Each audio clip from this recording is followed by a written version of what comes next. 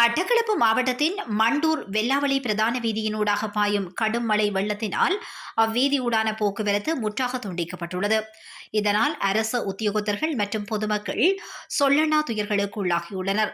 வீதி அபிவிருத்தி அதிகார சபையினால் மண்டூர் கூமாவடி பாலம் தற்போது புனரமைக்கப்பட்டு வருகின்றது. இந்த பணிகள் நடைபெற்று வரும் நிலையில் வாகன போக்குவரத்திற்காக பாலத்திற்கு அருகாமையில் தற்காலிக வீதியொன்று அமைக்கப்பட்டிருந்தது.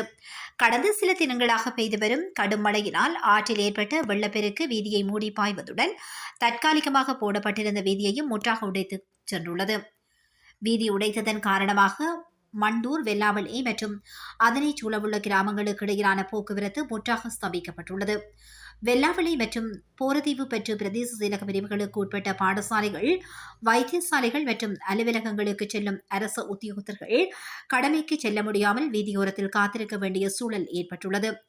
விவசாய நிலங்கள் பாதிக்கப்பட்டுள்ளது. பொதுமக்கள் அத்தியாவசிய தேவைகளுக்காக நகர பகுதிகளுக்கு செல்ல முடியாத நிலை ஏற்பட்டுள்ளது.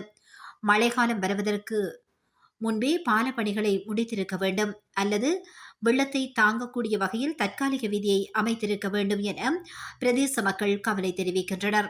சம்பந்தப்பட்ட அதிகாரிகளும் வீதி அபிவிருத்தி அதிகார சபையும் போர்க்கால அடிப்படையில் நடவடிக்கை எடுத்து உடைந்த வீதியை சீரமைக்க வேண்டுமென்றும் பொதுமக்கள் போக்குவரத்திற்காக பாதுகாப்பான மாற்று ஏற்பாடுகளை செய்து தர வேண்டுமென்றும் மக்கள் கோரிக்கை விடுத்தனர்.